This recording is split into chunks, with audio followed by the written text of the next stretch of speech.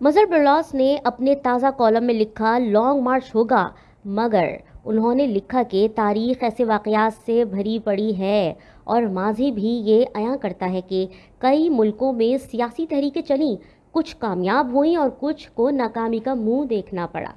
हुकूमतों की तब्दीली के लिए तो बहुत ज़्यादा तहरीकें चलीं, मगर निज़ाम की तब्दीली के लिए बहुत कम तहरीकें चलीं। हुकूमतों की तब्दीली के लिए तहरीकें आसान हुआ करती हैं, मगर निज़ाम की तब्दीली के लिए चलने वाली तहरीकों के सामने कई दीवारें खड़ी कर दी जाती हैं। इन दीवारों को गिराना आसान नहीं होता, क्योंकि इनकलाबियों को हर मोड़ पर एक नई साजिश का सामना होता है। हमारे दो हमसाया मुल्कों में इनकलाब आए। चीन के माओ ज़ेडुंग को अब बहुत कुछ करना पड़ा। उसके साथ भी कुछ लोग ऐसे आ गए थे जो पुराने निज़ाम का हिस्सा थे या पुराने निज़ाम के साथ राब्ते में थे। एक जिदोजहद के बाद जब इनकलाब आ गया तो मंशियात से भरा पूरा जहाज़ पकड़ा गया।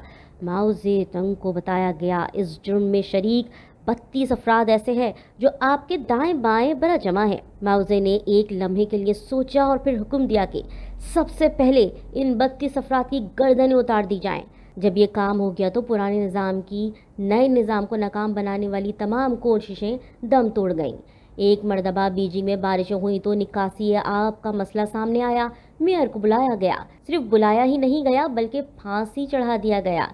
बस उसके बाद आज तक बीजिंग की सड़कों और गलियों में बारिश का पानी खड़ा नहीं हुआ। हमारे यहाँ कई महीनों से सैलाबी पानी खड़ा है, मगर कुछ भी ना हो सका, क्योंकि निज़ाम ना अहलियों को छुपाने के लिए काफ़ी है। हमारी हमसायगी में दूसरा इनकलाब ईरान में आया। ये इनकलाब चीन के इनकलाब के 30 बरस बाद आया। ये 1963 की बात है, जब इमाम खुमैनी रहमतुल्लाह अलैह निज़ाम की तब्दीली के हवाले से बच्चों की तरबियत कर रहे थे।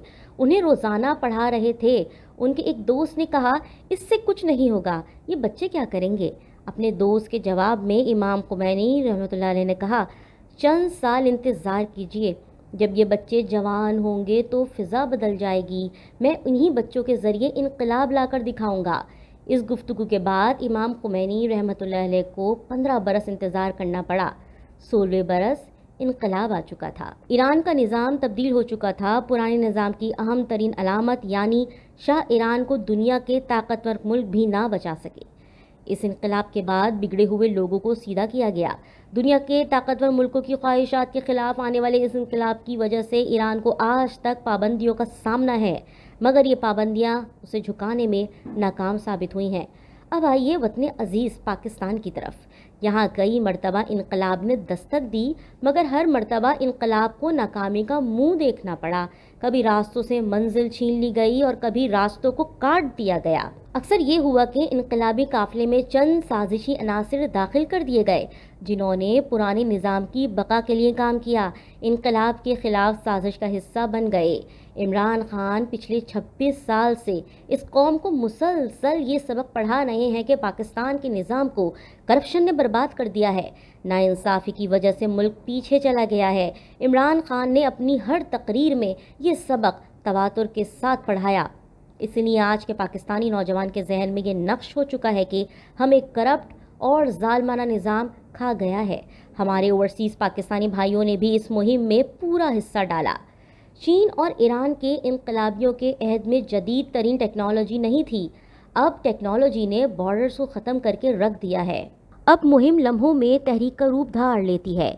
इमरान खान ने जो सबक पढ़ाया, सोशल मीडिया ने उसे ज़रबें देकर तेज़ कर दिया। इस साल अप्रैल में जब इमरान खान की हुकूमत ख़त्म हुई तो लोगों ने आने वालों का इस्तकबाल नहीं किया, बल्कि वो इमरान खान के लिए अफसुर्दा हो गए।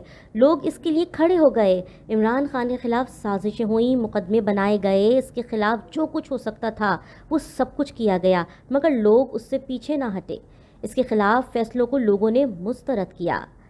अब जब उसने लॉन्ग मार्च का ऐलान कर दिया है तो पुराने निज़ाम के ठेकेदारों ने उसकी कश्ती से फैसल वावडा को उतारा, उससे प्रेस कॉन्फ्रेंस करवा डाली। इस प्रेस कॉन्फ्रेंस का एहतमाम सरकारी मदद से किया गया, उसे सरकारी टीवी पर दिखाया गया। इस प्रेस कॉन्फ्रेंस में फैसल वावडा ने 2 तीर चलाए। एक तो उन्होंने मशहूर सहाफ़ी के हालिया कत्ल से मुताल्लिक कुछ मशकूक बातें की। हो सकता है इन बातों का सहारा लेकर मुस्तक़बिल में नवाब कसूरी की याद को ताज़ा किया जाए। हर साजिश के पसे पर्दा बहुत कुछ होता है। فیصل واوڈا نے دوسری بات لانگ مارچ کے حوالے سے کی کہ اس دوران لاشیں گریں گی، جنازے اٹھیں گے اور تشدد ہوگا۔ کیا یہ بات لوگوں کو ڈرانے کے لیے کی گئی ہے یا پھر ایمرجنسی لگانے کی پیش کی اہتمام ہے؟ عمران خان آج سے لاہور سے لانگ مارچ شروع کر دیں گے، لوگ بھی ان کے ساتھ ہوں گے، مگر اہم سوال یہ ہے کہ ان کی کشتی پر اور کتنے فیصل واوڈا سوار ہیں، ان کے قافلے میں اور کتنے لوگ ہیں جو پرانے نظام کو ہر صورت میں بچانا چاہتے ہیں۔ عمران خان انقلاب کے لیے لانگ مارچ ضرور کریں گے، مگر ہوشیار رہیں کہ بقول اسد اوان اپنے یاروں کی طبیعت سے شناسا ہوں اسد، اب تعلق پہ مجھے مار دیا جائے گا۔